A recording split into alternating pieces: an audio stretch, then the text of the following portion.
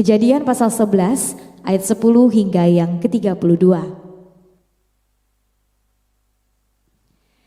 Inilah keturunan Sem setelah Sem berumur 100 tahun. Ia memperanakan Arpaksad 2 tahun setelah air bah itu. Sem masih hidup 500 tahun setelah ia memperanakan Arpaksad, dan ia memperanakan anak-anak lelaki dan perempuan. Setelah Arpaksad hidup 35 tahun, ia memperanakan Selah. Arpaksad masih hidup 403 tahun setelah ia memperanakan Selah, dan ia memperanakan anak-anak lelaki dan perempuan. Setelah Selah hidup 30 tahun, ia memperanakan Eber. Selah masih hidup 403 tahun setelah ia memperanakan Eber, dan ia memperanakan anak-anak lelaki dan perempuan. Setelah Eber hidup 34 tahun, ia memperanakan Peleg. Eber masih hidup 430 tahun setelah ia memperanakan Peleg, dan ia memperanakan anak-anak lelaki dan perempuan. Setelah Peleg hidup 30 tahun, ia memperanakan Rehu. Peleg masih hidup 209 tahun setelah ia memperanakan Rehu, dan ia memperanakan anak-anak lelaki dan perempuan. Setelah Rehu hidup 32 tahun, ia memperanak Serug. Rehu masih hidup 207 tahun setelah ia memperanakan Serug, dan ia memperanakan anak-anak lelaki dan perempuan. Setelah Serug hidup 30 tahun, ia memperanakan Nahor. Serug masih hidup 200 tahun setelah ia memperanakan Nahor, dan ia memperanakan anak-anak lelaki dan perempuan. Setelah Nahor hidup 29 tahun, ia memperanakan Terah.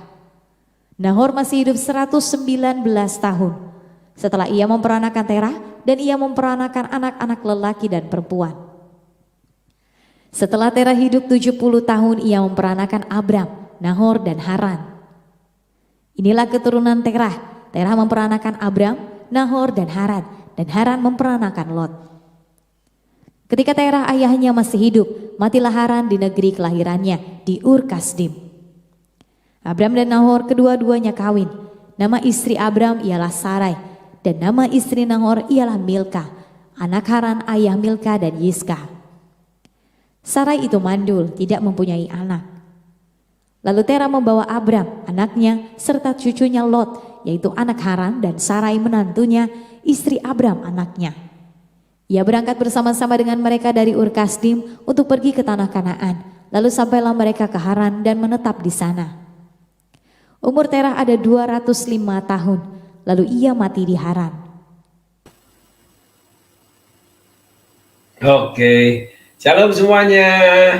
Berjumpa lagi di pengajaran kita. Yuk, kita belajar tentang Abram. Saya diberikan ini entah tadi malam, entah tadi pagi. Sedikit kaget, karena selama ini bagi saya Abram itu kurang bermutu ya, saudara. Saya lebih fokus kepada Abraham. Rata-rata hamba Tuhan, mengkhotbah, mengajar, pasti lebih banyak menyelidiki tentang Abraham. Keistimewaannya, kegagalannya, dan sebagainya. Tapi tiba-tiba Allah berfirman, bagikan Abram. Lalu mulai saya pelajari sedikit, saudaraku. Dan di situ memang ada sebuah perjalanan daripada Abraham. Sebelum Allah mengubah namanya Abraham,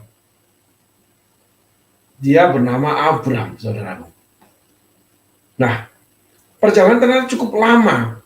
Sebagai Abram itu sebelum mengenal Allah, dan setelah mengenal Allah tetap Abram. Jadi belum Abraham. Begitu sampai Abraham, saya bilang stop, kamu jangan teruskan. Rally-nya cuma sampai Abraham aja. Cuma ambil awal Abraham aja. Saya agak berpikir, masuk seharian saya juga ada sedikit merenungkan, apa sih maksudmu Tuhan? Ketika saya bagikan ke tim media, saya mulai sedikit mempelajarinya. Memang ada sebuah perjalanan yang rumit, yang tersembunyi, yang memang kalau Allah tidak berkehendak, tidak akan terbuka mutiara itu.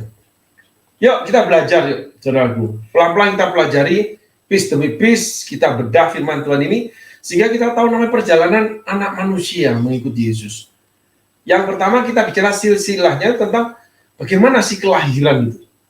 Inilah keturunan Sem setelah Sem berumur 100 tahun, ia memperanakan Arpaksad 2 tahun setelah air bah itu. Ya. Jadi setelah Nuh, air bah turun, lalu Sem itu punya anak setelah 2 tahun kemudian.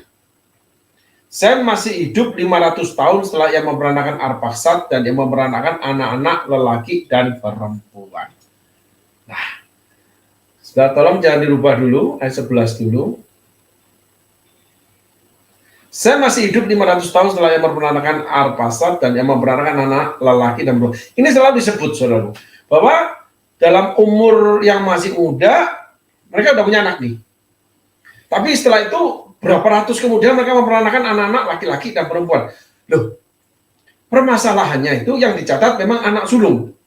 Jadi sulung itu sangat penting bagi Tuhan, saudara. Anak sulung, anak lelaki itu seperti pusaka buat Tuhan. Gitu. Ya, itu ditulis di Alkitab, saudaraku. Tapi kita terus belajar tentang bagaimana perubahan manusia dari ketika diperanakkan, saudaraku. Yuk, ayat selanjutnya. Pelan-pelan saya akan buka, saudaraku, ya. Jadi saudara bisa tangkap apa sih yang terjadi dalam kehidupan saudara. Apresiasinya ke sana. Setelah Arpaksad hidup 35 tahun, ia memperanakan Selah, anak sulung. Ayat selanjutnya. Arpaksad masih hidup 403 tahun setelah ia memperanakan Selah. Jadi setelah anak pertama, anak sulung Selah, ia memperanakan anak-anak lelaki dan perempuan. Dan dia beranak banyak, saudara. Dan ini masih belum tertulis bagaimana hukum pernikahan, saudara. Cuma memperanakkan, saudara. Arpaksad masih hidup 403 tahun setelah ia memperanakkan Selah dan ia memperanakan anak-anak lelaki dan perempuan. Ayat selanjutnya. Setelah Selah hidup 30 tahun, ia memperanakan Eber. Jadi mereka usia 30, 35, 32, mereka punya anak. Berarti masa hormonal anak manusia pada saat itu tidak berbeda banyak, saudara, dengan sekarang. Tetapi mereka hidupnya beratus-ratus tahun, sehingga mereka memperanakan anak-anak laki-laki dan perempuan banyak, gitu, saudara. Tetapi yang ditulis, anak sulung selalu yang ditulis. Abram itu anak sulung, saudara. Ayat selanjutnya. Selah masih hidup 403 tahun setelah ia memperanakan Eber dan ia memperanakan anak-anak lelaki dan perempuan. Ayat selanjutnya. Setelah Eber hidup 34 tahun, ia memperanakan Peleg. Ya. Jadi dalam masa umur sekitar 3 bulan mereka mulai memproduksi anak, saudaraku. Gitu. Mulai kawin mengawinkan. Ya. Kalau menurut teman-teman yang masih muda, Bu, Pak, beda pernikahan dengan perkawinan. Tuh. Ya, ada maksud tersembunyi. Ayat selanjutnya, saudara. Eber masih hidup 430 tahun setelah ia memperanakan Peleg dan ia memperanakan anak-anak lelaki dan perempuan. Alkitab kalau mencatat beberapa kali, itu artinya pasti, saudara. Ketika Allah berbicara beberapa kali, itu pasti dan sudah terjadi. Kalau bicara satu kali, itu bisa terjadi yang namanya waktunya belum ditentukan. Sehingga orang Israel, dia menikmati negeri susu dan madu, tidak mendapatkannya, keturunannya yang mendapatkannya. Yang namanya di bawah 20 tahun. Selain itu, hanya Yosua dan Kaleb. Dari keluarga besar mereka, itu yang boleh masuk. Gitu, saudara. Tanah perjanjian. Tapi ini disebutkan beberapa kali, itu berarti pasti dan sudah terjadi. Seperti Abram menerima janji Allah bahwa dia akan punya anak kandung, itu beberapa kali, maka itu sudah terjadi. Jadi kalau sudah terjadi, nggak usah bingung, saudara, nggak usah pusing. Itu daripada ciri cara Allah berkata-kata atau spirit atau pesan yang Allah ingin sampaikan. Sehingga kalau saudara berkali-kali mendapatkannya, diteguhkan Tuhan, apalagi melalui orang lain dan sebagainya, itu sudah terjadi. Tidak mungkin tidak terjadi. Itu pun pengalaman saya, saudara, berjalan bersama Tuhan. Ayat selanjutnya. Setelah Peleg hidup 30 tahun, ia memperanakan Rehu. Sekali lagi di seputar 30 tahun. Gitu. Anak laki-laki sudah mulai memperanakan anak, memproduksi anak, saudara. Tidak ditulis istrinya. Nggak ditulis istrinya. Alkitab itu sifatnya selalu yang menjadi utama laki-laki. Yang ciptakan laki-laki. Yang disebutkan selalu laki-laki, kecuali laki-lakinya tidak berfungsi, baru ditulislah yang perempuan. Abraham juga sama. Abraham itu dimonopoli Sarai. Dengan bukti bahwa Hagar. Yang kedua, Ismail harus diusir. Gitu saudara. Jadi Abraham punya kelemahannya, dia dikendalikan oleh istrinya. Gitu. Jadi laki-laki kalau dikendalikan oleh istrinya, dia tidak menjadi pahlawan, saudara. Dan rumah tangga. Nanti kita pelajari. Ayat selanjutnya.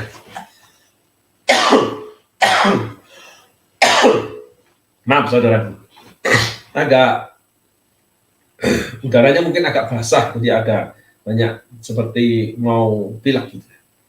Peleg masih hidup 209 tahun setelah ia memperanakan Rehu dan ia memperanakan anak-anak lelaki dan perempuan. Ayat selanjutnya. Terus ditulis, saudaraku. Memperanakan anak lelaki dan perempuan. Anak-anak, jadi banyak. Setelah Rehu hidup 32 tahun, ia memperanakan Serug.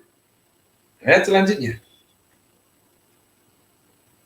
Rehu masih hidup 207 tahun setelah ia memperanakan Serug dan ia memperanakan anak-anak lelaki dan perempuan. Nah, sejak dua keturunan yang kita sebut belakangan, itu umurnya 207 tahun, 200 lebih, bukan 400 lebih, bukan 500 lebih. Mulai menurun, saudara. Ya, kita belajar sejarah manusia dari Alkitab. Alkitab mencatat dari dunia belum dijadikan, bumi belum jadi, sampai akhirnya kita punya bumi yang baru. Ayat selanjutnya. Yuk kita bedah satu persatu pengetahuan Alkitab, salah satunya, saudara. Bisa kok, setelah kita baca kita bisa ngerti. Sejajarkan pengetahuan kita bisa ketemukan. Gitu. Setelah Serug hidup 30 tahun, ia memperanakan Nahor. Ya, nah 30 tahun juga. Laki-laki memperanakan. Dan disebut namanya sang sulung. Namanya laki-laki. Jadi laki-laki selalu sulung, saudaraku. Kalau bicara panutan tentang kisah Abram ya. Di mana keturunannya siapa dia? Sejak dari Sem. Ya, ayat selanjutnya. Serug masih hidup 200 tahun setelah ia memperanakan Nahor dan dia memperanakan anak-anak lelaki dan perempuan. Turun lagi, sudah 3 keturunan, 3 generasi, cuma 200 tahun. Ayat selanjutnya. Maaf saudaraku, maaf. Ya. Setelah Nahor hidup 29 tahun, ia memperanakan Terah. Ya, rata-rata sekitar 30 tahun mereka memperanakan anak-anak laki-laki. Nah, ayat selanjutnya. Nahor masih hidup 119 tahun, turun lagi. Setelah ia memperanakan Terah dan ia memperanakan anak-anak lelaki dan perempuan. Turun lagi nih saudaraku. Ya, dari 500, 400, 200, sekarang 100. Ayat selanjutnya. Setelah Terah hidup 70 tahun, yang memperanakan Abram, Nahor, dan Haran. Ya. Ternyata Terah telat menikah, telat beranak, saudaraku. Umur 70 tahun, ia memperanakan Abram, Nahor, dan Haran. Mungkin sebelumnya punya anak perempuan, mungkin. Tapi nggak ditulis Alkitab. Alkitab selalu condong menulis laki-laki. Gitu, saudara. Ini nggak bisa dihindari. Ini nggak bisa kita tolak. Gitu. Oleh maaf kaum perempuan, karena memang tertulisnya seperti itu. Sehingga apa yang Allah tulis, apa yang Allah gariskan, itu nggak boleh kita tolak. Gitu. Karena kalau tertulis ya udah jadi, gitu, saudara. Pasti jadi dan sudah jadi. Ya, ayat selanjutnya. Inilah keturunan Terah. Terah memperanakan Abram, Nahor, dan Haran memperanakan Lot. Ternyata Haran ini dari 3 bersaudara yang bungsu. Lot ini ponakan Abram. Ayat selanjutnya. Ketika Terah ayahnya masih hidup, matilah Haran di negeri kelahiran di Ur Kasdim. Gitu. Ya. Jadi si Lot ini akhirnya yatim piatu. Nah, di sini mulai nampak yang namanya Abram. Ayat selanjutnya. Setelah 28 ayat ya saudaraku. Abram dan Nahor kedua-duanya kawin. Haran kan mati. Maka di sini ditulis kawin. Nama istri Abram ialah Sarai. Dan nama istri Nahor ialah Milka. Anak Haran, ayah Milka dan Yiska. Itu saudaraku. Ayat selanjutnya. Sarai itu mandul tidak mempunyai anak. Ayat selanjutnya. Saudara, kalau baca Alkitab dengan silsilah, lalu imamat, itu harus pelan-pelan, saudaraku. Baru nampak tangga demi tangganya, saudara bisa mengerti apa yang Roh Kudus ingin sampaikan mesejnya. Ada yang mesej dengan pengetahuan, belum tentu tentang kehidupan atau spiritual, tapi bisa tentang pengetahuan kehidupan, saudara. Pada masa itu. Sehingga laki-laki itu memproduksi anak, alat produksinya bekerja, dan memperoleh anak itu sekitar 30 tahun, saudara. Tapi Terah itu memproduksi anak terlambat. Lalu yang kedua, Sarah itu mandul. Lalu Terah membawa Abram, anaknya, serta cucunya Lot. Yaitu anak Haran, yaitu si bungsu dan si sulung, dan Sarai menantunya istri Abram, anaknya. Nah, lalu mana yang nomor 2?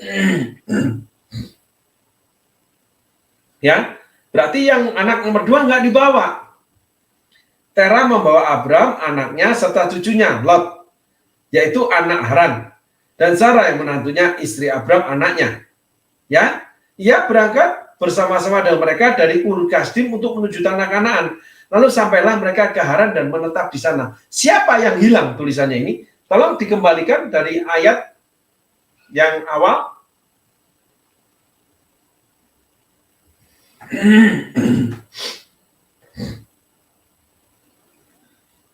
Inilah keturunan Sem setelah Sem berumur 100 tahun yang memperantakan Arphaxad 2 tahun setelah Arbah itu. Ayat selanjutnya. Sampai ke bawah ayat yang 30. Ya, dari Sem sampai ke bawah, nggak usah ditayangkan, kita langsung ke ayat 30. Sarai itu mandul tidak mempunyai anak, ayat 31. Terah membawa anaknya serta cucunya Lot, yaitu anak Haran, dan Sarai, menantunya, istri Abram, anaknya. Nah, ayat 29.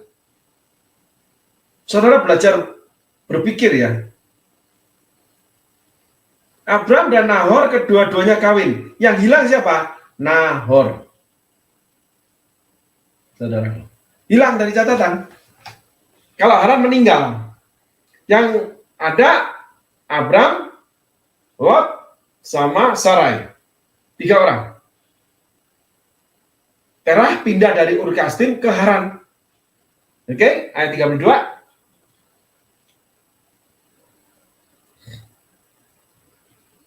Ayat 32. Umur Terah 205 tahun lalu ia mati di Haran. Nah, lalu selanjutnya. Pasal selanjutnya. Tolong dibacakan. Kejadian 12 ayat 1 hingga yang ke-20. Berfirmanlah Tuhan kepada Abram, pergilah dari negerimu dan dari sanak saudaramu dan dari rumah bapamu ini ke negeri yang akan kutunjukkan kepadamu. Aku akan membuat engkau menjadi bangsa yang besar dan memberkati engkau serta membuat namamu masyhur, dan engkau akan menjadi berkat. Aku akan memberkati orang-orang yang memberkati engkau dan mengutuk orang-orang yang mengutuk engkau. Dan olehmu semua kaum di muka bumi akan mendapat berkat. Lalu pergilah Abram seperti yang difirmankan Tuhan kepadanya. dan Lot pun ikut bersama-sama dengan dia. Abram berumur 75 tahun ketika ia berangkat dari Haran. Abram membawa Sarai istrinya dan Lot anak saudaranya dan segala harta benda yang didapati mereka dan orang-orang yang diperoleh mereka di Haran. Mereka berangkat ke tanah Kanaan lalu sampai di situ. Abram berjalan melalui negeri itu sampai ke suatu tempat dekat Sikem, yakni pohon tarbantin di More. Waktu itu orang Kanaan diam di negeri itu. Ketika itu Tuhan menampakkan diri kepada Abram dan berfirman, "Aku akan memberikan negeri ini kepada keturunanmu." Maka didirikannya di situ mezbah bagi Tuhan yang telah menampakkan diri kepadanya. Kemudian ia pindah dari situ ke pegunungan di sebelah timur Betel.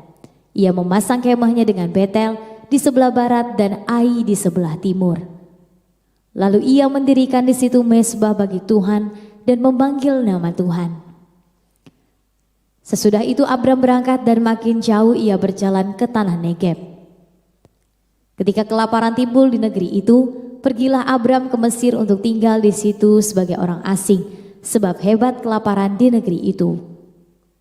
Pada waktu ia akan masuk ke Mesir, berkatalah ia kepada Sarai istrinya, "Memang aku tahu bahwa engkau adalah seorang perempuan yang cantik parasnya. Apabila orang Mesir melihat engkau, mereka akan berkata, 'Itu istrinya.' Jadi mereka akan membunuh aku dan membiarkan engkau hidup. Katakanlah bahwa engkau adikku, supaya aku diperlakukan mereka dengan baik karena engkau, dan aku dibiarkan hidup oleh sebab engkau." Sesudah Abram masuk ke Mesir, orang Mesir itu melihat bahwa perempuan itu sangat cantik. Dan ketika punggawa-punggawa Firaun melihat Sarai, mereka memuji-mujinya di hadapan Firaun, sehingga perempuan itu dibawa ke istananya. Firaun menyambut Abram dengan baik-baik karena ia mengingini perempuan itu, dan Abram mendapat kambing domba, lembu sapi, keledai jantan, budak laki-laki dan perempuan, keledai betina dan unta. Tetapi Tuhan menimpakan tulah yang hebat kepada Firaun, demikian juga kepada seisi istananya karena Sarai, istri Abram itu. Lalu Firaun memanggil Abram serta berkata, "Apakah yang kau perbuat ini terhadap aku? Mengapa tidak kau beritahukan bahwa ia istrimu? Mengapa engkau katakan, 'Dia adikku,' sehingga aku mengambilnya menjadi istriku? Sekarang inilah istrimu, ambillah dan pergilah." Ayat yang ke-20. Lalu Firaun memerintahkan beberapa orang untuk mengantarkan Abram pergi bersama-sama dengan istrinya dan segala kepunyaannya. Yuk kita lanjut belajar. Ini mulai Abram memasuki babak yang baru dalam kisah hidupnya. Allah tidak berfirman kepada Terah, ayah Abram. Tetapi kehendak Allah ada pada langkah di ayahnya Abram, Terah. Itu uniknya Tuhan, saudara. Sehingga saudara nggak boleh menyalahkan masa lalu melalui beberapa orang. Kisah Yusuf, Allah mengajarkan kita, Yusuf berkata seperti ini, manusia mereka-reka yang jahat, Allah mereka-reka yang baik. Sehingga ketika Yusuf dibuat jahat oleh saudara-saudaranya yang iri hati, karena Yusuf disayang papahnya, lalu Yusuf ini memang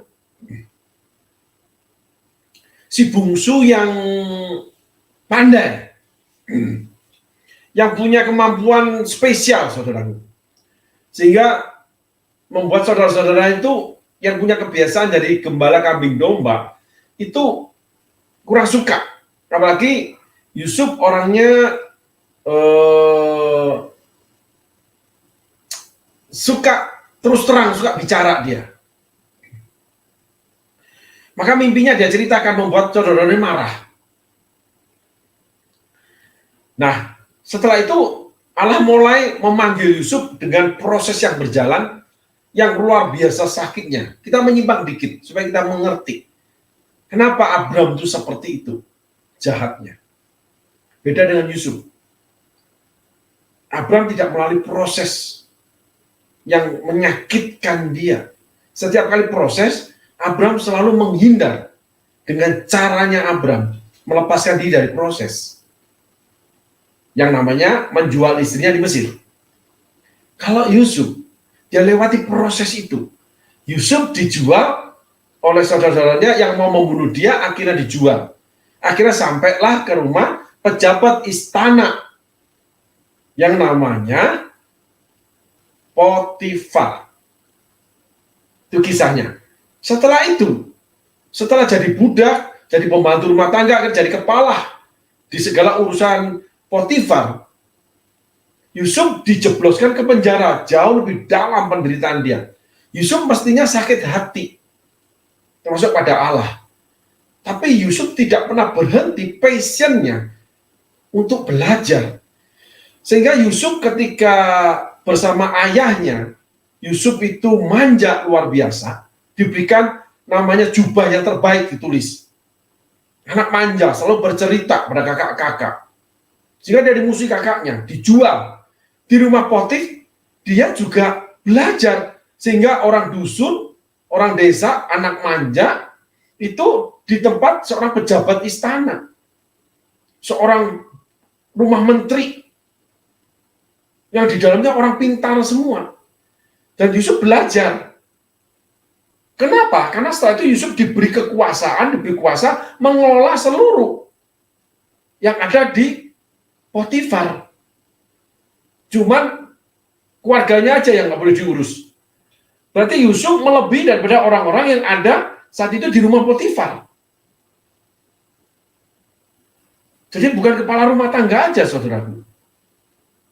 Yusuf ngurusi semua. Jadi ajudan atau asisten daripada Potifar.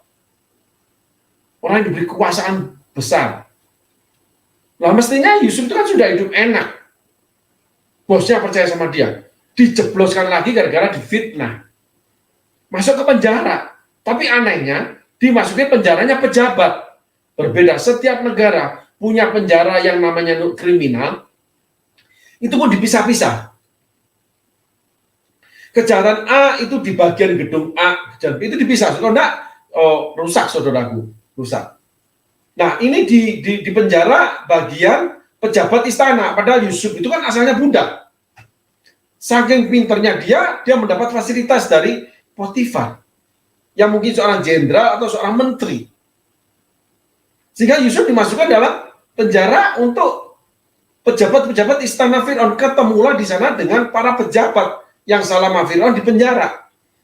Yang salah satunya, salah duanya, juru makanan dan juru minuman, ada 2 orang. Tetapi yang aneh, Yusuf menggantikan kepala sipir penjara seakan-akan ngurusin selalu orang di penjara. Karena Yusuf bisa bahasa mereka, bisa mengerti mereka, lalu juga mengerti ilmu mereka. Jadi bisa diajak oleh menteri perindustrian, menteri perdagangan, menteri agama, menteri kemaritiman, menteri pertanian. Yusuf gemar belajar. Jadi kalau saya dapatkan Yusuf ini dari orang desa yang memang punya talenta otak yang cerdas, itu dibawa Allah oleh karena keputusan papahnya untuk dari Ur Kasdim pindah ke Haran, lalu dari Haran Allah memberikan perintah untuk keluar, itu Abraham. Tetapi Yusuf itu dari yang namanya desa seperti Musa, seperti Abram, yang dari tempat-tempat terpencil seperti Daud dari orang yang mengembala kambing domba, orang-orang kecil semua, saudaraku. Musa itu anak seorang budak bahasa Ibrani. Ya, Daud itu gembala kambing domba yang dari dosa dilahirkan orang tuanya, ibunya selingkuh. Nah, Yusuf ini anak kesayangan, tapi dari bangsa nomaden. Bukan dari bangsa yang diakui punya kerajaan. Masih namanya pribadi yang namanya Abraham, Ishak, dan Yakub. Yusuf ini keturunan Yakub. Jadi masih namanya orang kaya di daerah Timur Tengah. Tapi tidak punya kerajaan, saudaraku. Tidak punya negara, nomaden.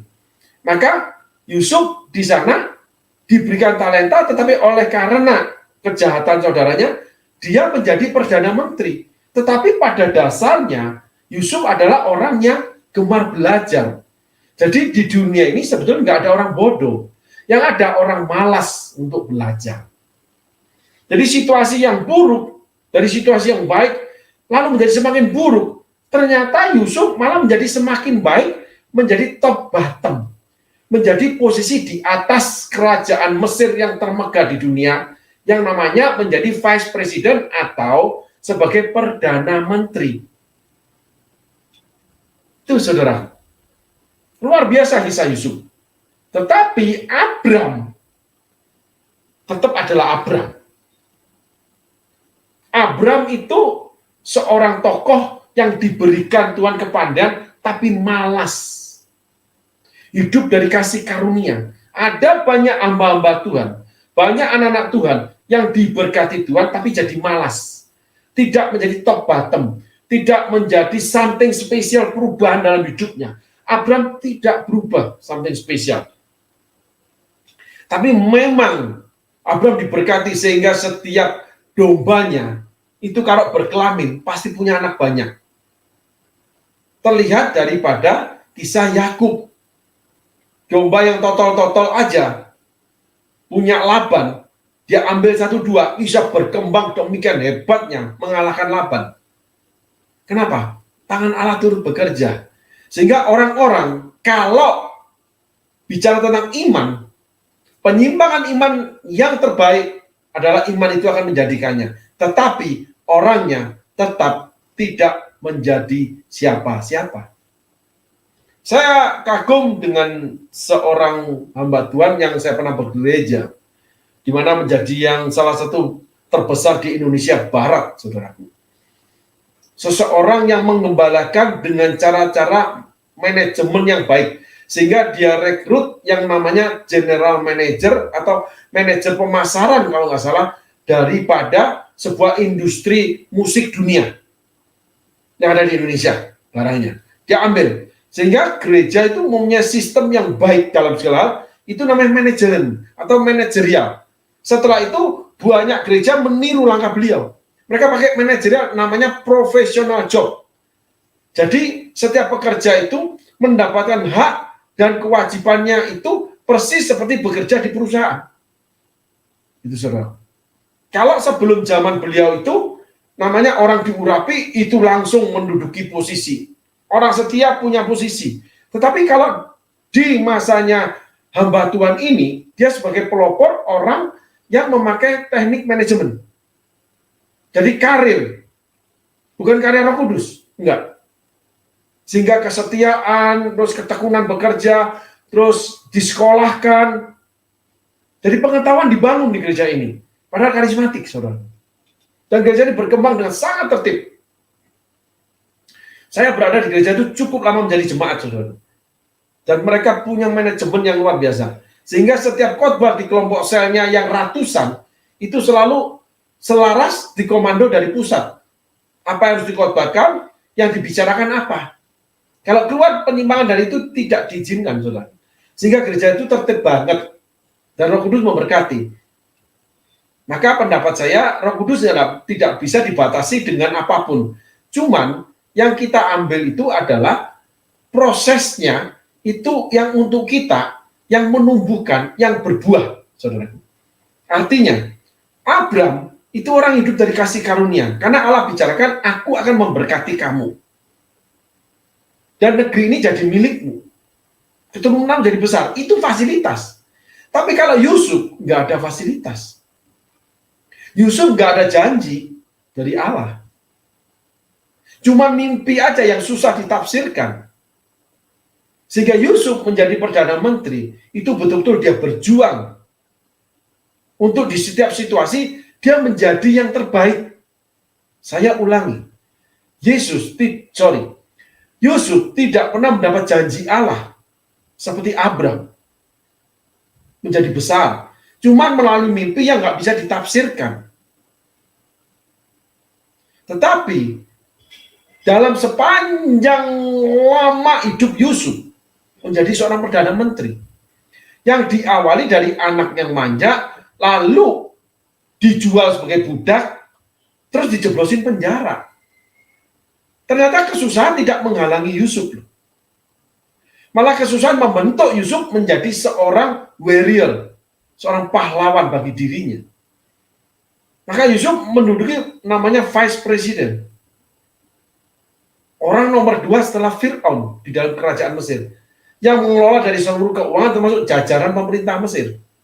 Luar biasa Yusuf itu, saudara. Anak manja. Tetapi dia tidak dapat fasilitas dari Allah.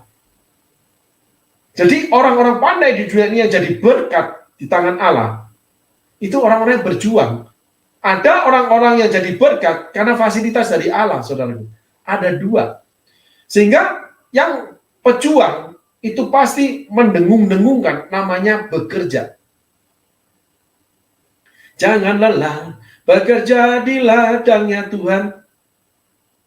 Tapi kalau kisah Abram, itu berbeda. Abram tuh duduk-duduk, ada malaikat datang, dia bakarin daging. Lalu tiba-tiba ngasih persembahan sama Allah, api dari langit turun. Hidup bergaul dengan Allah itu tidak membatasi saudara untuk bertumbuh jadi pinter. Tapi terkadang banyak orang menjadi malas. Hidup mengikuti orang pandai tidak membuat saudara jadi bodoh, mestinya membuat saudara jadi pandai. Saudara menjadi bodoh karena cuma menjadi pesuruh. Jadi saudara tidak mengembangkan kemampuan saudara. Disuruh baru jalan. Kalau ayah saya bilang, kamu tuh kayak sapi. Kalau nggak dipukul, nggak berlari. Dulu saya dikatakan ayah saya seperti itu. Ketika ikut Tuhan, setelah 30 tahun, saya hidup bersama orang tua, walaupun saya itu pergi kemana-mana, anak nakal, anak manja. Tapi orang tua saya memberi yang terbaik, karena mereka orang beradab. Setelah itu ikut Tuhan 14 tahun, itu keset lebih berharga. Perut diisi apa, hari ini makan nggak tahu, termasuk keluarga. Sehingga selama 14 tahun, saya terseok-seok, merayap, untuk belajar kehidupan. Tapi yang Tuhan Allah ajarkan, itu adalah mengalami kebodohan. Di mana saya dihajar sana-sini. Saya mengalami banyak musibah karena nggak ngerti cara hidup. Gagal lagi, dimarah lagi, dihina lagi. Betul-betul hancur saya ini, saudara. 14 tahun bukan masa yang pendek. Tetapi setelah itu secara perlahan saya bertumbuh. Termasuk yang namanya passion, nggak boleh nangis. Ternyata hidup itu Allah berbicara walaupun setiap saat sama saya dipakai luar biasa, apalagi di bidang nubuatan, saudaraku. Bukan mengunggulkan diri ya, tapi itu yang malah menghancurkan saya. 14 tahun, 7 tahun pertama, itu anak batuk minta obat sama Tuhan. Dan Tuhan tidak kasih saya obat. Saya harus ke dokter, harus ke apotek beli obat. Banyak kegagalan saya gara-gara iman. Itu pendidikan Allah untuk saya. Sehingga 7 tahun pertama, hancur saya. Lebur. Merayap lagi 7 tahun kedua. Mulai ada sedikit pengetahuan. Bagaimana hidup. Bagaimana mengelola uang.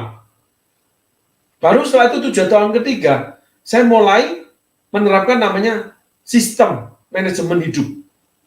Punya target, namanya harus punya target itu merancangkan target itu sesuai enggak, lalu bijaksana enggak, akibatnya apa, mulai meletakkan, merencanakan setelah merancang dalam otak, mulai satu persatu diterjemahkan, nanti kalau peristiwa begini itu bagaimana, dan sebagainya.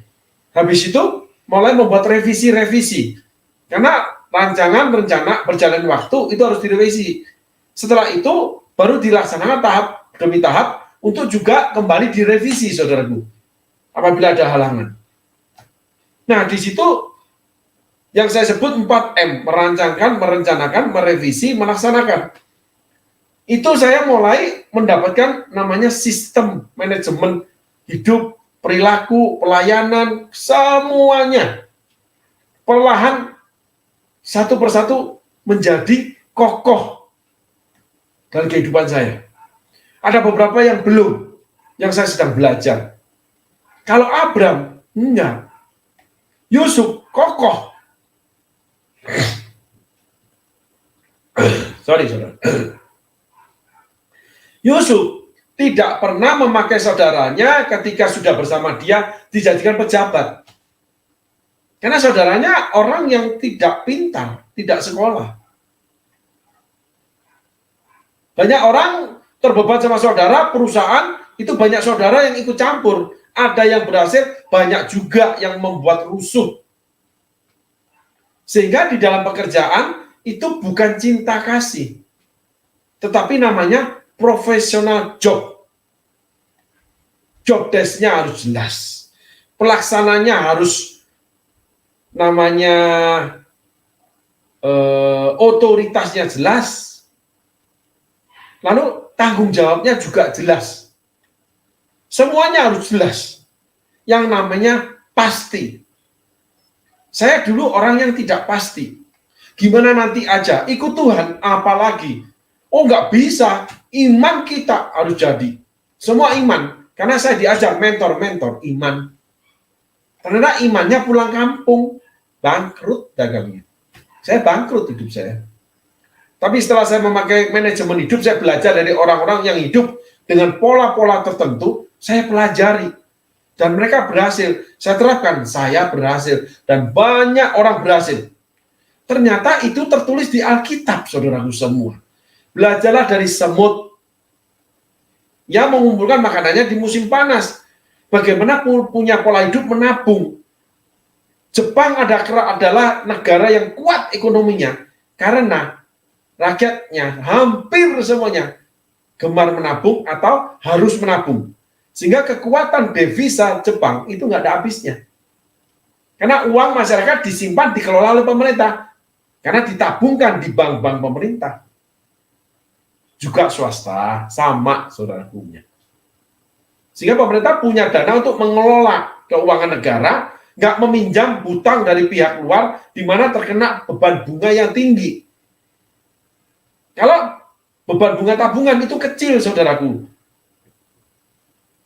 Bahkan kalau di Indonesia itu cuma 3-4% dolar per tahun. Tapi kalau hutang pada bank itu 24% bisa, saudaraku, per tahun. Jauh bedanya splitnya. Maka pemerintah Jepang itu punya keuangan yang kuat karena menabung. Itu sesuai dengan ajaran Alkitab. Belajarlah dari semut, dia mengumpulkannya pada musim panas, jangan boros. Kalau berkelimpahan, jangan royal. Dan semut, walaupun tidak ada penguasanya, tidak ada pemimpinnya, disiplin, tahu tugas yang dilaksanakannya tanpa diawasi, dan selalu melaksanakannya sendiri. Saya ada sedikit kasihan untuk anak saya, satu yang kecil, itu agak aneh perilakunya. Udah dewasa, SMA mau kuliah, itu bahkan sekarang itu kalau dia SMA kelas 3, lagi berat memang sekolah dia itu jam 8 malam sudah tidur, jam 9 malam sudah tidur. Saya mau pakai ruangan dia untuk ruangan komputer dia untuk saya pakai untuk saya numpang sebentar untuk YouTube. Dia bilang nggak apa-apa Pi, cuman aku jam 8 tidur gimana? Karena pagi jam 6 dia sudah masuk namanya sekolah offline. Dia harus berangkat ke sekolah tanpa ada yang nyuruh, tanpa ada yang ngatur. Karena kami sibuk di luar kota. Dia bisa mengatur dirinya. Sehingga walaupun seakan-akan tidak ada orang tua, laki-laki yang gemar nongki, gemar main Mobile Legend, ya, nge-gym, gamer, ini kursi gamenya dia seorang gaming, tetapi dia ranking di sekolah, tanpa les, tanpa belajar, tanpa les, tanpa diajar sama orang tuanya. Lawang saya ini kan ijazah saya S2, saudaraku, SD dan SMP, gimana bisa ngajar anak saya SMA? Gitu. Sebuah contoh aja. Sehingga anak saya kecil ini ranking, anak saya gede itu ranking, nggak usah ditanya sudah, yang sulung ranking sekolahnya. Gitu. Dan semuanya punya disiplin. Gitu. Seperti semut. Nah, disinilah kita harus belajar. Maka sekarang kita belajar dari Abram. Setelah kita belajar dari Yusuf, sedikit kita belajar Yusuf. Baik, mari kita mulai bedah ayat-ayat firman Tuhan tentang Abram setelah keturunannya. Berfirmanlah Tuhan kepada Abram, pergilah dari negerimu dan dari sanak saudaramu dan dari rumah bapakmu ini ke negeri yang akan kutunjukkan kepadamu. Iman.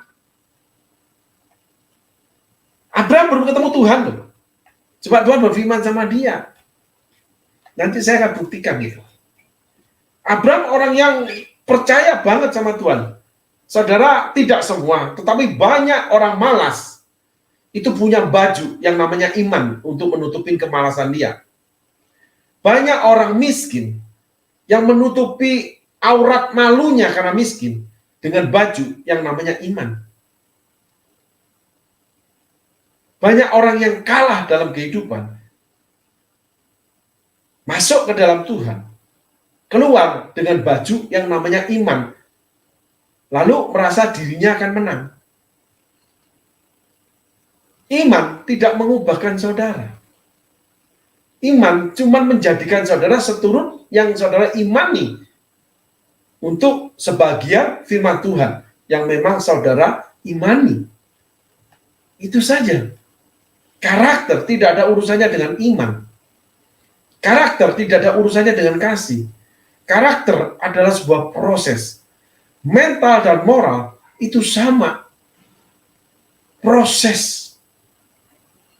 Abraham tidak berganti rupa.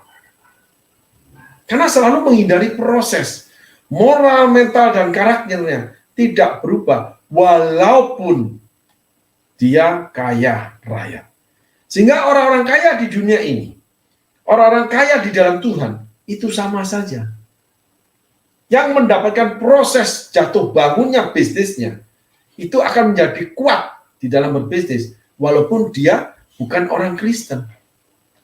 Anak-anak Tuhan yang berhasil dalam bisnis, belum tentu kuat di dalam berbisnis, karena dia hidup dari namanya berkat Tuhan.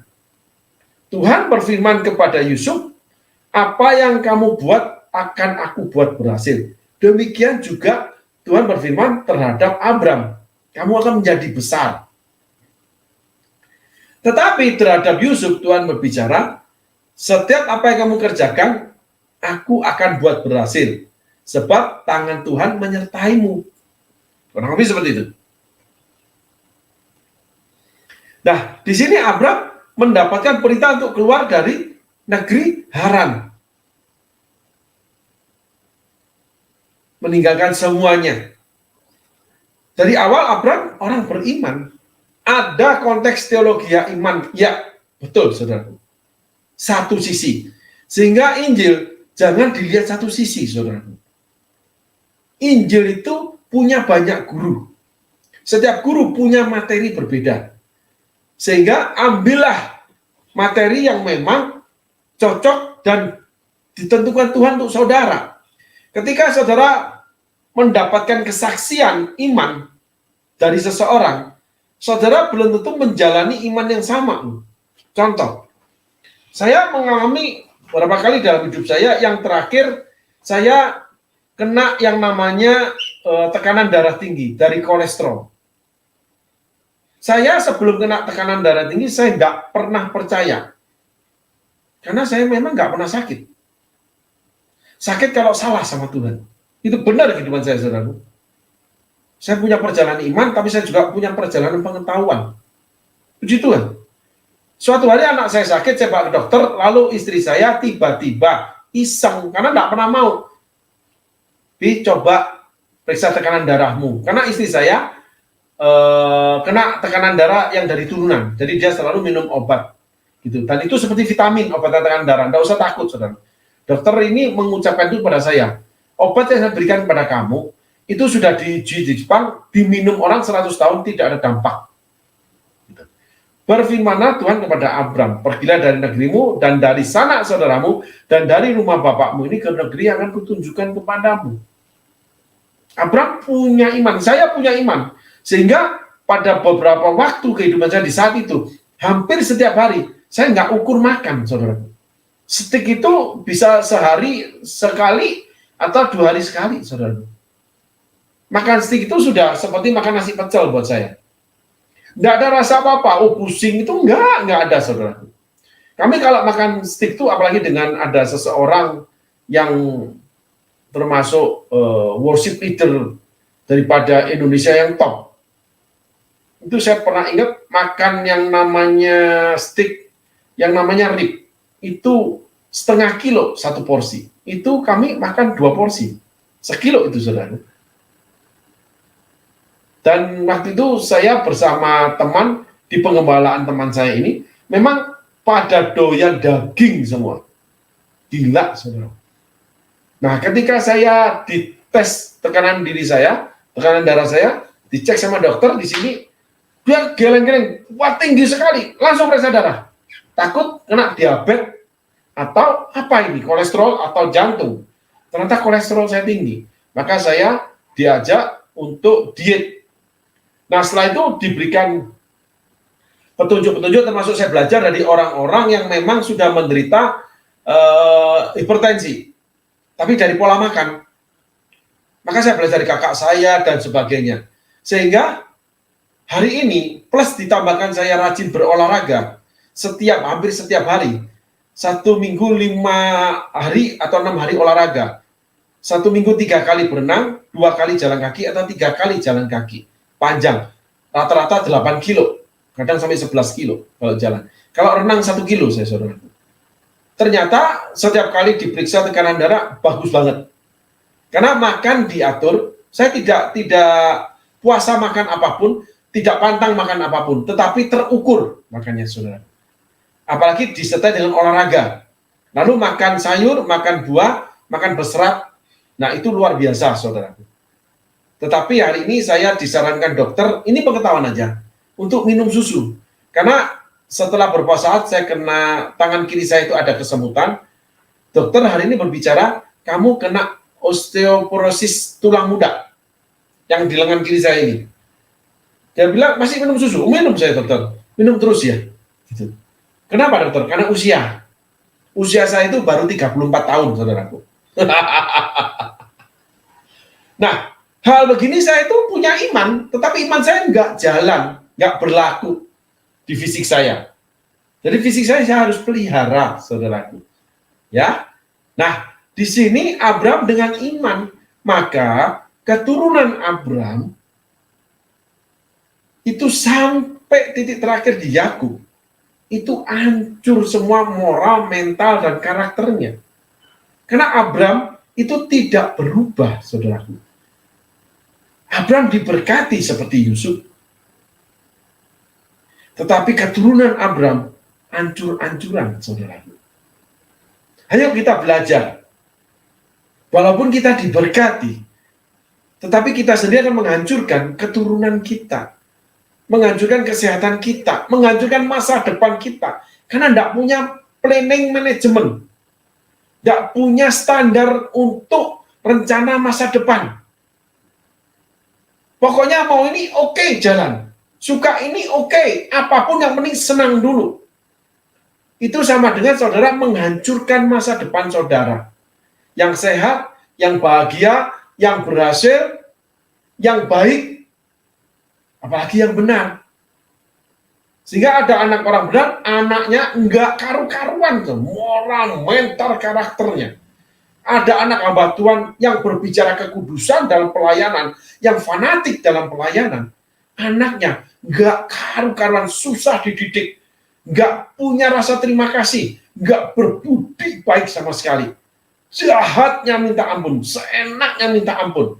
Hidupnya kacau balau.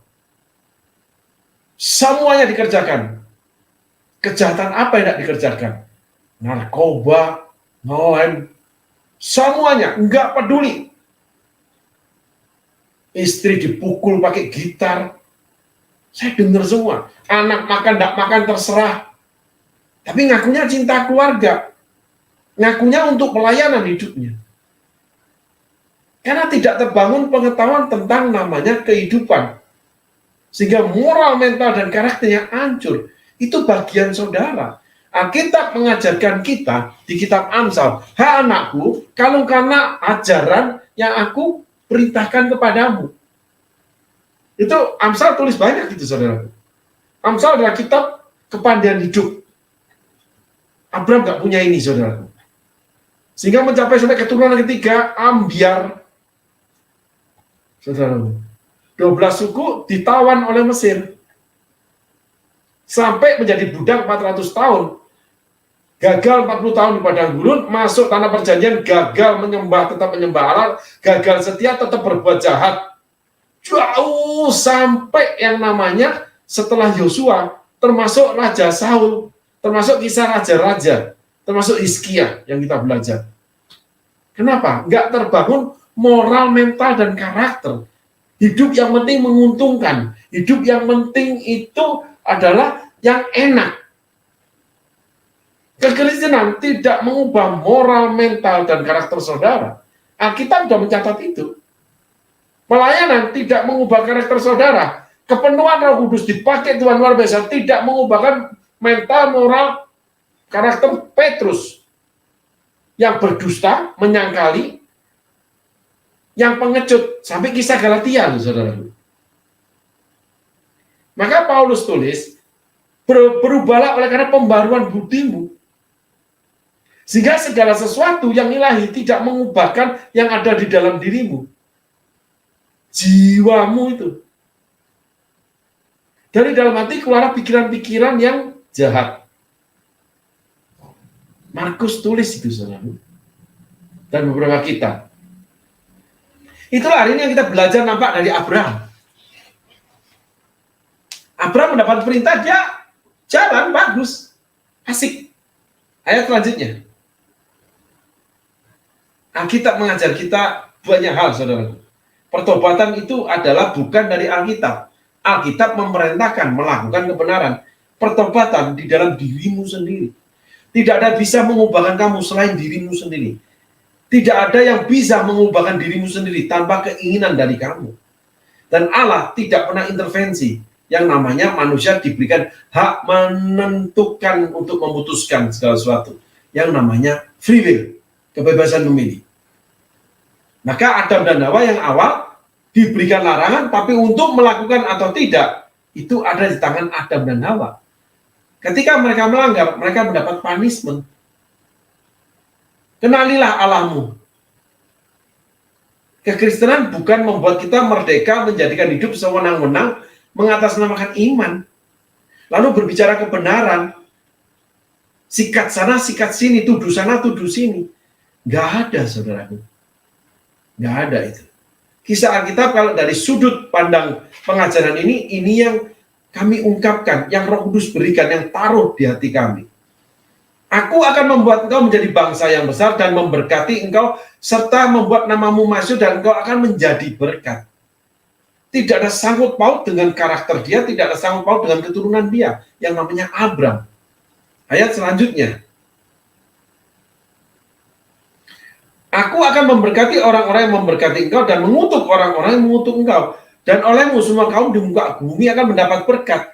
Tidak dikatakan Abraham ini mempunyai mental yang begini, begitu. Yang kita tahu jelas tertulis Abraham menjual istrinya 2 kali. Yang kita baca ini nanti, yang pertama kali. Kalau sampai kedua kali terulanglah. Namanya moral Abraham ini.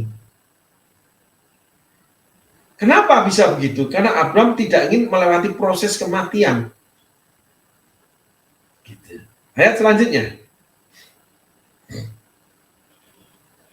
Lalu pergilah Abraham seperti yang difirmankan Tuhan kepadanya, dan Lot pun ikut bersama-sama dengan dia. Abraham berumur 75 tahun ketika ia berangkat dari Haran. Dia berangkat, loh saudaraku. Ada banyak perkara, orang melihat suami istri melayani, lalu dua-duanya sama pribadinya. Enggak, saudaraku. Ada banyak pelayanan hancur, karena di dalam pelayanan ada 2 jenderal, 2 kemudi. Yang satu keinginan bapak gembala, yang satu keinginan ibu gembala. Yang seringkali itu berseberangan. Yang kasihan bawahan mereka. Apalagi namanya ibu gembalanya kalau main sembunyi-sembunyi, serimpat-serimpat sana-sini. Karena ibu gembala tidak pernah mau melewati proses kematian. Progres penderitaan. Abraham ketika mengalami kelaparan di tanah Kanaan, dia lari ke Firaun dengan jual istrinya. Karena Abraham nggak ingin melewati masa kelaparan atau kematian. Yakub juga sama, Ishak juga sama. Yusuf tidak sama. Dijalaninya proses kematian, penderitaan sebagai seorang budak. Dan dia bangkit dengan belajar.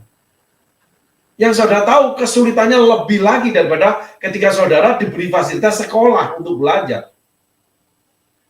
Yusuf tidak belajar secara teori, dia belajar praktek kehidupan. Yusuf adalah praktisi kehidupan. Karena hidup akan mengajarkan saya dan saudara, termasuk Yusuf. Yusuf tahu pahitnya jadi budak yang dipukulin, diinjek, ditawar, lalu sebagai orang awal di sebuah tempat di mana banyak budak, banyak penjaga karena pejabat istana Firaun. Di mana salah itu kalau ditempeleng, dipukul, dipenjara. Yusuf belajar. Dan Yusuf berhasil. Yusuf bangkit. Abram itu anak manja. Karena Terah itu kaya. Saudara. Yusuf anak orang kaya. Tapi keluar daripada kemanjaan kekayaan orang tuanya. Banyak orang itu tidak mau keluar daripada dia dulu mantan anak orang kaya.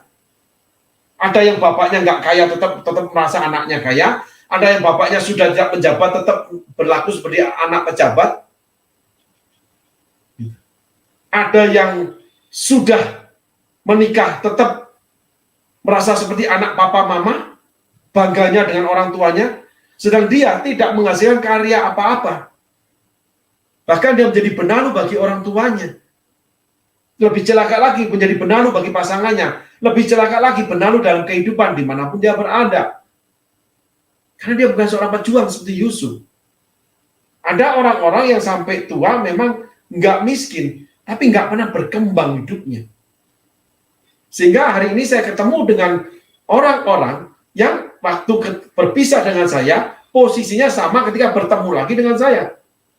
Sedang ketika saya berpisah dengan dia, saya itu sangat di bawah. Hari ini mereka lihat saya, mereka geleng-geleng kepala. Bahkan mantan pemimpin saya yang pernah membenci saya, itu ketika bertemu, dia cuma bilang satu, hebat kamu ya Pak, luar biasa kamu hari ini. Itu aja. Bukan apa-apa, selain Allah sudah berfirman, tetapi kita harus berjuang. Firman pasti jadi, tapi untuk hidup yang berhasil, firman bukan jaminan, saudaraku. Ada orang kaya yang mempermalukan dirinya dengan perilakunya. Contoh, ketika saya berada di sebuah kafe yang elit, itu ada orang kaya, karena dia warganya minum kopi di sana. Itu bisa habis ratusan ribu, saudaraku. Apalagi ada kue-kue yang dipanggil. Bakery yang, waduh, itu mah harganya mahal-mahal, saudaraku. Itu ratusan ribu. Itu kakinya ditaruh di kursi, jadi dia ambil kursi, dia duduk di kursi, lalu kakinya diangkat di kursi sebelahnya, sebuah kursi di depannya. Emang lo di kursi malas di depan TV di kamarmu? Saya bilang, ini orang tua satu ini. Padahal itu yang namanya kafe seperti lounge, yang punyanya orang Amerika. Di mana memang di sana banyak yang ada di sana adalah orang-orang yang bekerja, dan orang-orang yang punya karya. Jadi orang kaya itu belum tentu punya pribadi yang menarik, saudaraku. Belum tentu punya mental moral yang menarik. Karena saya punya saudara, itu ibu-ibu orang kaya-kaya, saudaraku. Kalau pergi limaan, itu ada yang punya suaminya bangun ratusan ruko, ada yang rumahnya itu puluhan miliar, itu kalau beli kopi, beli satu, dibagi 5. Beli satu itu dibagi 5, saudaraku. Dan tidak malu. Lalu mereka mengeluarkan dari tasnya segala isi untuk mendampingi rotinya. Kopinya. Bahkan mereka bisa bawa air panas, lalu minta diisi air panas, saudaraku. Orang-orang kaya. Dan yang kedua, ketika makan bersama, ada saya, tapi kami berpisah meja, kebetulan ketemu. Lalu saya lihat, mereka minta bilnya, lalu dibagi ber-5, saudaraku. 27,5 kamu ya, kamu 35.000. Sedangkan yang diajarkan Tuhan itu adalah bahwa kita itu punya martabat. Maka ketika tidak ada satu orang pun mengangkat dompetnya, mestinya kita yang mengangkat dompet untuk menunjukkan kemuliaan Tuhan. Dan saya seringkali bersaksi ketika saya diundang orang kaya, Malah saya yang sudah meletakkan kartu kredit saya kepada kasir. Begitu selesai pesanan, itu langsung ya, gesek ya, lunasin pakai kartu kredit ini. Tanpa saya ada di sana, saudara. Supaya jangan keduluan beliau-beliau ini yang membayarnya. Dan saya ketemu mereka nggak cuman dipandang, hamba Tuhan ini, dikasih makan aja senang. Pengetahuan yang saya bangun begini, saudara. Ketika kita makan satu meja, yang undang dengan pasangannya, yang diundang dengan pasangannya 4 orang. Habis 500.000 makan. Yang diundang ini, yang dibayarin, itu cuma berapa, saudara? Cuma setengah, 250.000. Tetapi yang membayarkan itu bayar penuh 500.000. Jadi kita ini cuma dibayar untuk baik-baik cuma 250.000, saudara. Setelah kita mampu bayarnya. Lebih baik kita bagi 2 aja deh. Bisa ngerti, saudara ya? Nah, hal gini ini saya pelajari. Kenapa banyak hamba Tuhan, banyak orang-orang miskin, itu direndahkan orang-orang yang punya duit. Karena mereka kalau diajak, mereka itu menjadi benalu. Saya dengan komunitas saya, itu setiap sendok garpu yang saya tutup dari piring saya, itu dompet saya pasti berjalan. Entah sekretaris, entah full timer, entah istri saya, yang saya serahin dompet saya untuk selesaikan bilnya. Karena kita diundang bukan untuk dikasih makan, kayak anjing dikasih makan. Kita hambanya. Nah, inilah yang harusnya dimiliki oleh setiap hamba-hamba Tuhan. Gak ada cerita, oh saya itu diundang seorang pengusaha luar biasa makan ini makan itu dengan bangganya. Saya dibelikan mobil sama pengusaha dengan bangganya, menyebut-nyebut pengusaha itu. Tapi betapa bangganya ketika saya bercerita bahwa full timer saya kasih uang 150 juta setelah namanya pelayanan 5 tahun tanpa menghasilkan apa-apa dalam pelayanan. Bangga banget saya ini. 150 juta itu uang yang saya tabungkan untuk mereka. Plus motor, tempat tinggal AC, rumah yang kelas menengah, makan enak, semua baik. Wifi terpasang, televisi 50 inch, semua ruang AC. Setelah itu saya sediain mobil. Ya, kamu pakai uangmu beli mobil, habis itu kalau kamu mau butuh uang, mobil jualin ke aku dengan harga yang sama. Sama aja nitipin uang itu. Betapa bangganya saya. Tapi banyak orang bangga ketika diajak pergi oleh si A, si B, lalu diajak yang mewah. Apalagi kalau ketemu orang kaya, wih cengengesannya. Apalagi manggil dengan rasa hormat. Iya, C. Gimana kabar, C? Tapi kalau sama yang mungkin, weh, begitu. Itu mental moral karakter yang tidak berubah, saudara. Yang nggak baik. Ya, yuk kita lanjut belajar hari ini tentang Abram, mental moral dan karakter. Kita akan lihat agak panjang Abram ini. Ayat selanjutnya. Abram membawa Sarai istrinya dan Lot anak saudaranya dan segala harta benda yang didapat mereka dari orang-orang yang diperoleh mereka di Haran. Mereka berangkat ke tanah Kanaan lalu sampai di situ. Yang lain ditinggalkan ke Nahor. Tera mati, Haran mati, Nahor dan Abram berpisah. Abram ambil punya dia, Nahor ambil punya dia, yaitu warisan orang tuanya. Itu Abram. Maka Abram ini anak orang kaya. Ayat selanjutnya, mereka pergi bertiga, saudara. Abram, Sarai, dan Lot.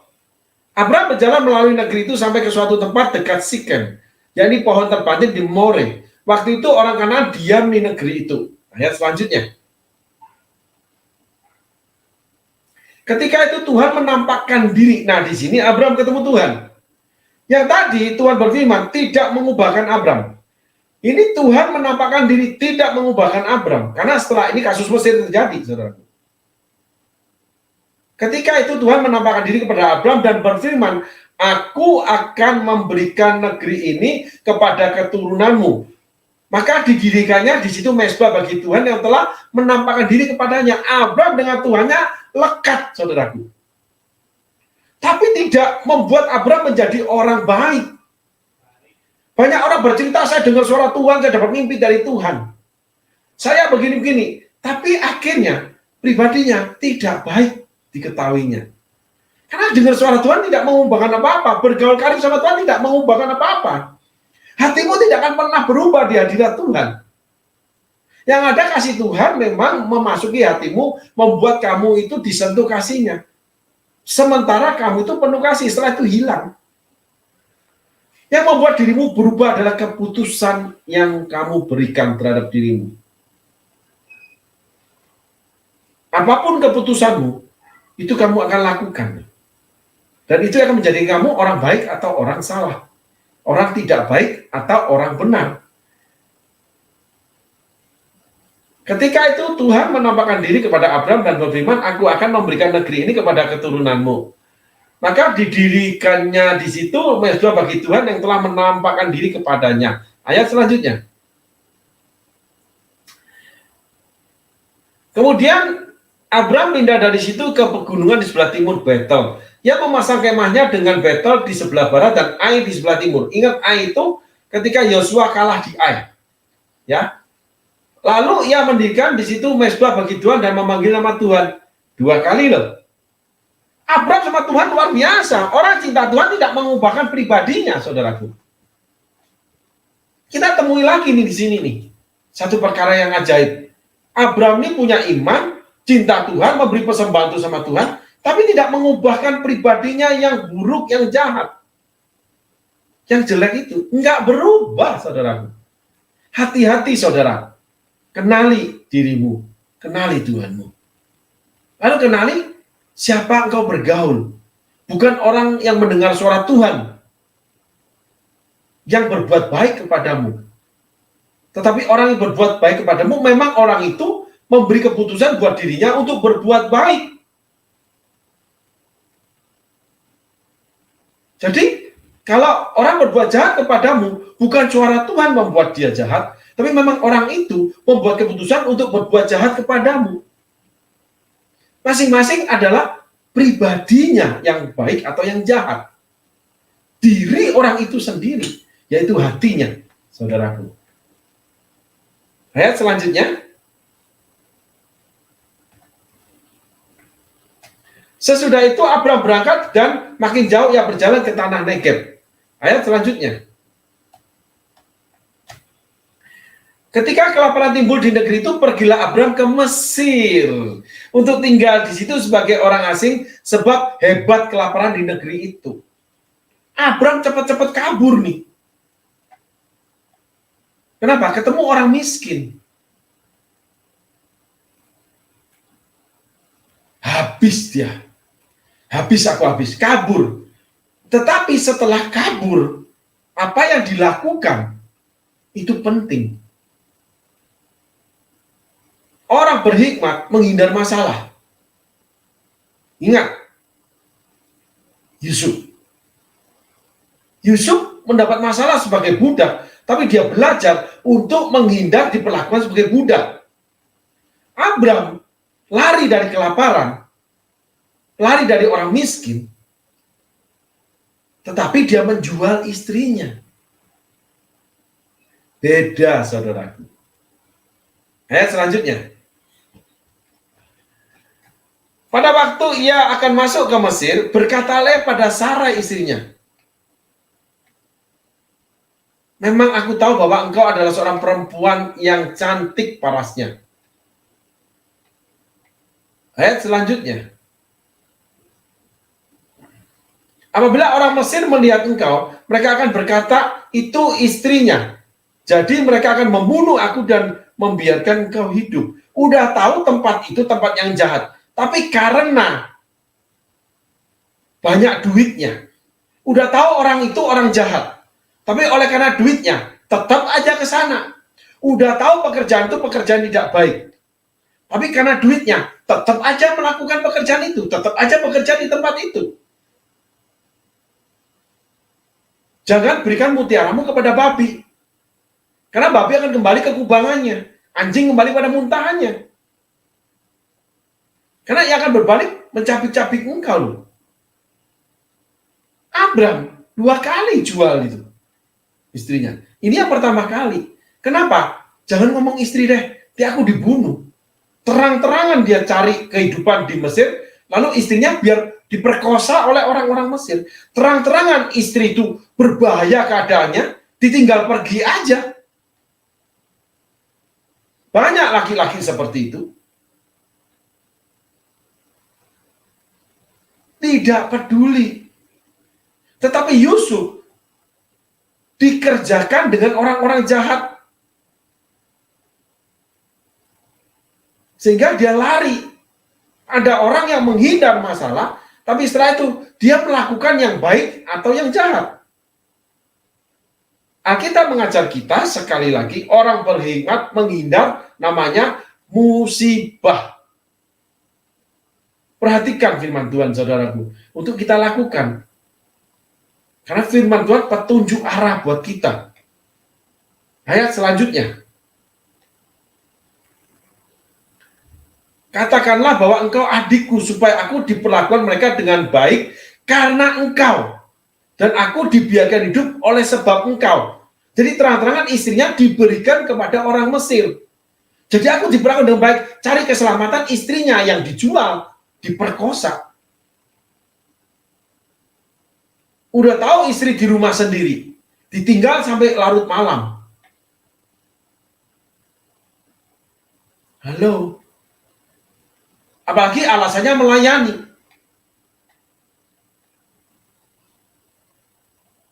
Yusuf setelah enak, dia memberi tempatnya bagi saudara-saudaranya. Saya hari ini mendapatkan chatting dari seorang mantan seseorang yang mengikut pelayanan ini. Dia curhat, saudaraku. Bla bla bla bla. Lalu saya bilang, kamu butuh apa? Padahal awalnya saya sakit dengan perkara saya ditinggalkan, saudara. Karena kondisi pelayanan yang tidak baik. Salah satu yang meninggalkan saya, ya beliau ini. Yang saya sebut biola.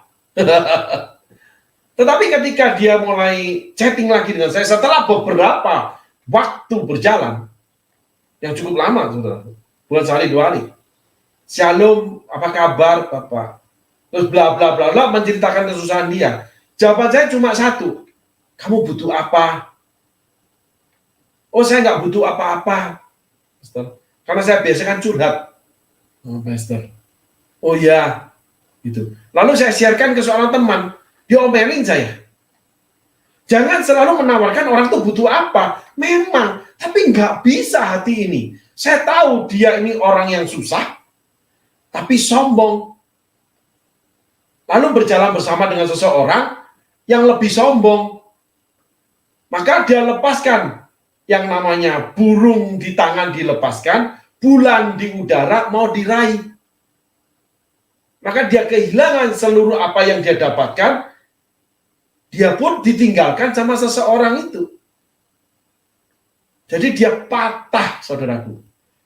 Saya cuma bilang, kamu butuh apa? Hayo, aku mau tolong, aku mau bantu. Karena saya memang dulu bantu habis-habisan dia, saudaraku. Tapi nggak berpikir, nggak ada rasa lagi namanya sakit itu. Saya cuma tanya, kenapa sih Bapak itu lakukan itu? Kasihan. Aku tunggu. Dia ngomong aja, pasti aku bantu.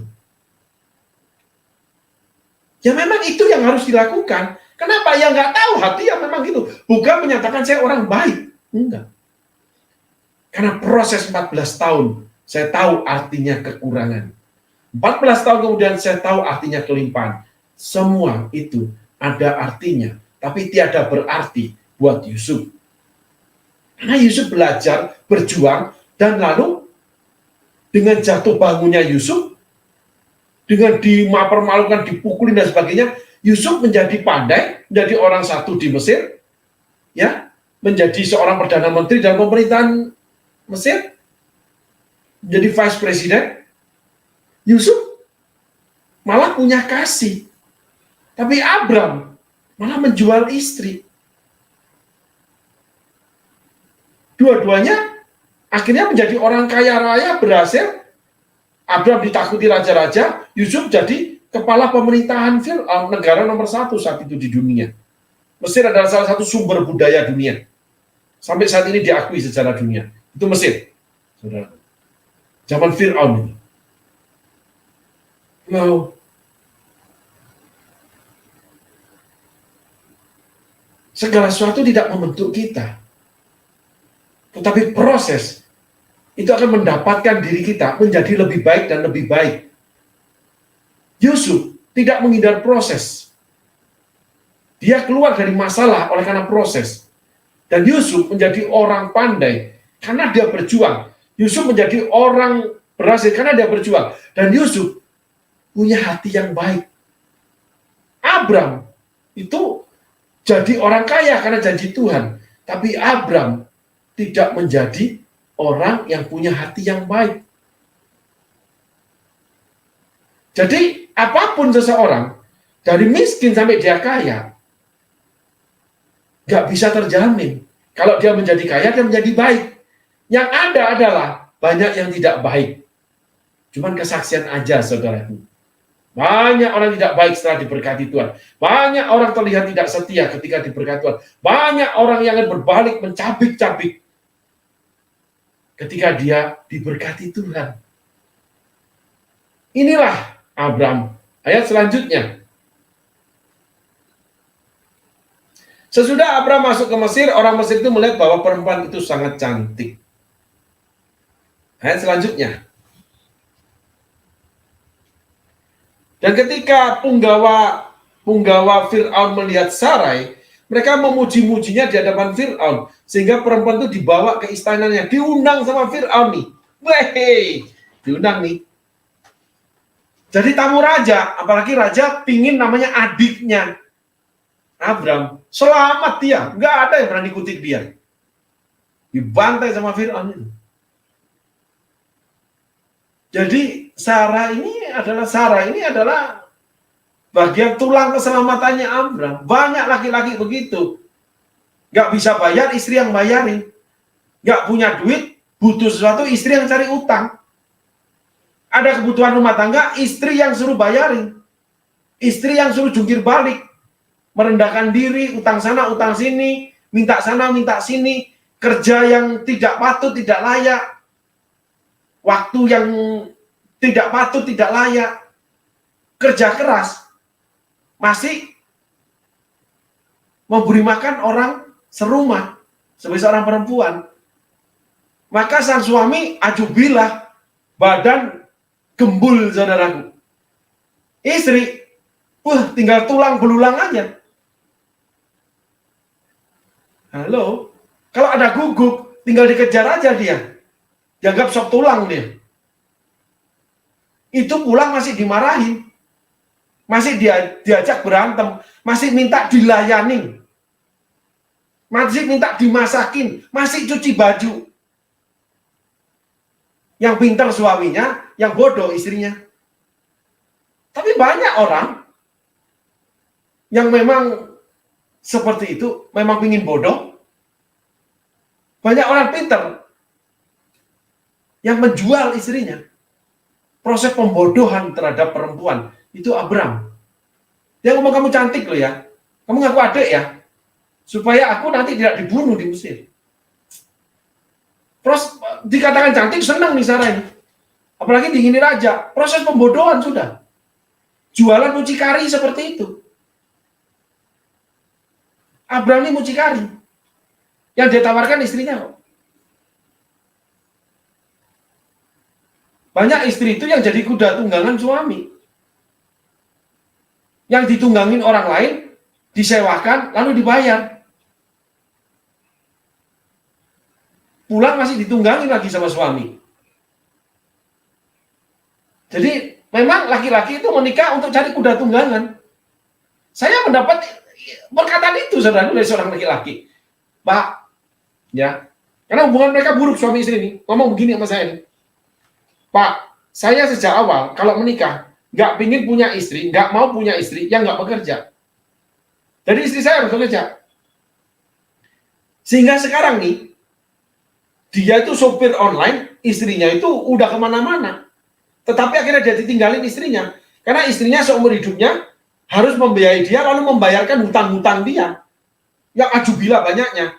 Lalu dia seret istrinya masuk penjara. Dengan cara berdagang dia yang tidak baik. Karena terbukti bersalah oleh pengadilan, lalu diputuskan di penjara. Istrinya di penjara juga. Itulah Abram, saudaraku. Dan banyak istri-istri yang seperti Sarai.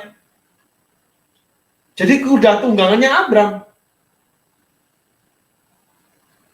Nah, ini kenyataan hidup, saudaraku. Kita jangan alergi dengan kesalahan.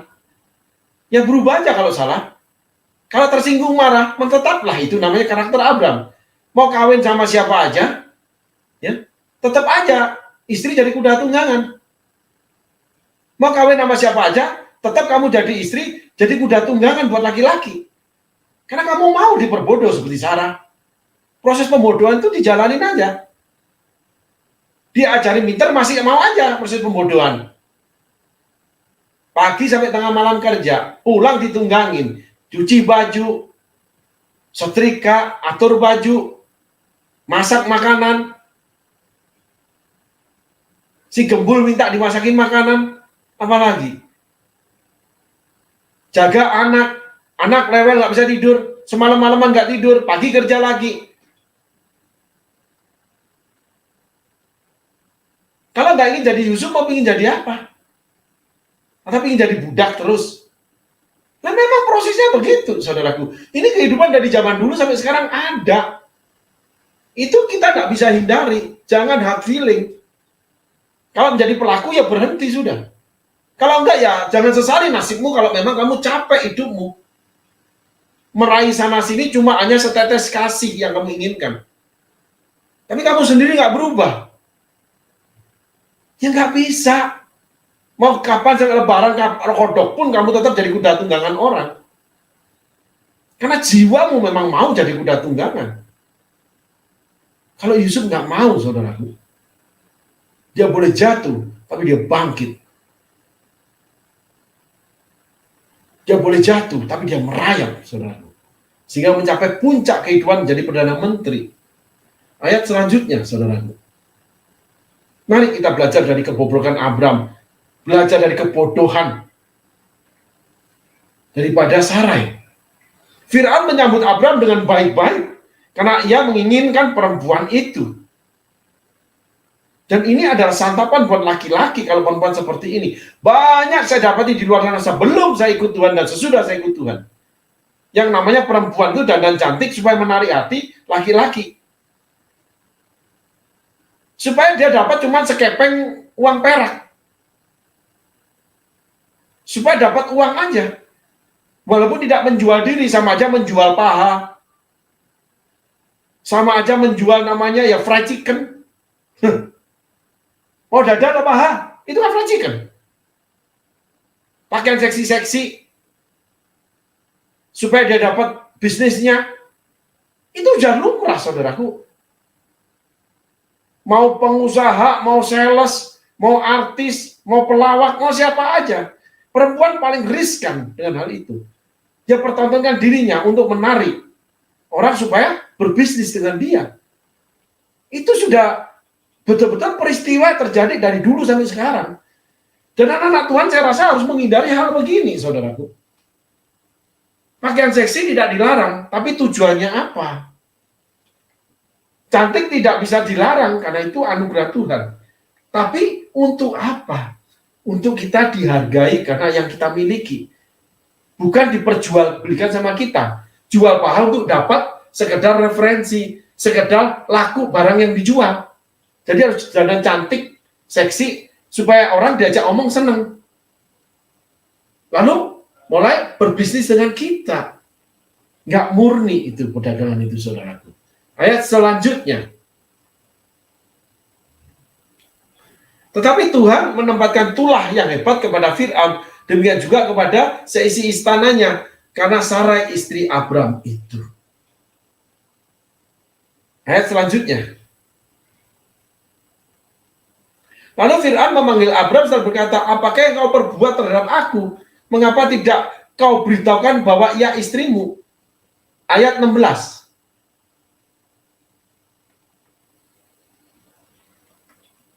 Fir'aun menyambut Abram dengan baik-baik karena ia menginginkan perempuan itu, dan Abram mendapat kambing domba, lembu sapi, keledai jantan, budak laki-laki dan perempuan, keledai betina dan onta. Belum diapa-apain tuh. Yaitu jual fried chicken. Kalau Abram jual fried chickennya ya istrinya. Ada perempuan jual fried chicken ya di tubuhnya itu yang dijual. Lalu suaranya yang centil-centil, gayanya, matanya, lirikannya. Wih, pastor hebat sekali kok bisa tahu. Lah itu duniaku dulu. Itu kan dunia buaya, saudaraku. Aku di kolam buaya itu. Buaya kok mau dikadalin? Ya masih jauh lah. Tetapi kita harus punya hati baik. Harus berubah menjadi orang yang punya tujuan yang baik. Justru dari bangkai keluar madu. Seperti yang dikatakan Simpson teka-tekinya. Itu menjadi rema buat saya. Justru saya dulu adalah seorang buaya. Sehingga sekarang ketika saya ketemu dengan namanya kadal, saya ingatkan dia. Kamu jangan mau dikadalin. Saya ketemu buaya, saya juga bilang jangan mau dibuayain. Apalagi buaya dikadalin. Jangan mau kamu itu dibuat yang namanya proses pembodohan. Karena hidup bukan pembodohan. Laki-laki dan perempuan itu equal di hadapan Tuhan. Tetapi tugas dan tanggung jawabnya termasuk pandangan Tuhan itu berbeda. Itu konteks berbeda. Tetapi kalau hak hidup, hak semua yang Tuhan sediakan termasuk namanya keselamatan, itu sama, saudaraku. Termasuk namanya martabat dan rasa hormat. Jadi hendaklah kau menjadi manusia yang terhormat, karena engkau sendiri memutuskan ingin jadi orang terhormat. Jadi kau bisa bawa diri untuk dihormati. Abram tidak bawa diri untuk dihormati. Sarai lebih bodoh lagi dari Abram. Mau dijadikan proses pembodohan. Gitu saudaraku. Yuk kita belajar saudaraku hari ini. Kalau dandan cantik, dandan seksi, tapi punya kemampuan, memang pinter, memang barang yang dijual bagus, ya nggak apa-apa, memang dia suka tampil dengan pakaian yang seksi dan cantik. Saya setuju. Proses keindahan dipertontonkan setuju. Proses ketampanan, kekekaran laki-laki dipertontonkan setuju. Tapi bukan untuk merendahkan martabat karena kita menjual sesuatu. Didampingi dengan namanya fried chicken, dada dan paha. Supaya laku. Karena saya dulu adalah yang namanya simpenan perempuan. Saya seperti gigolo, saudaraku. Tapi tidak resmi gigolo saya ini. Ketampanan saya mendampingi saya untuk mendapat visi dari perempuan-perempuan kaya. Sehingga perempuan-perempuan kaya itu menjadi yang namanya hidup berhubungan intim dengan saya. Akhirnya karena ingin berhubungan intim, membina bisnis dengan saya, meletakkan modal. Karena kita tidur bersama. Dan saya menjadi pelanggannya. Didatangi di rumah, dan sebagainya, pergi ke hotel, kemana. Proses pembodohan. Akhirnya saya punya bisnis, ke luar negeri terus, bisnis dengan orang di luar negeri. Karena seperti itu keadaannya. Ayat 19. Mari kita putuskan hati kita berubah, perilaku kita berubah. Itu tidak menjadi Abram dan tidak menjadi Sarai. Mengapa engkau katakan dia adikku, sehingga aku mengambilnya menjadi istriku? Sekarang inilah istrimu, ambillah dan pergilah. Ayat 20.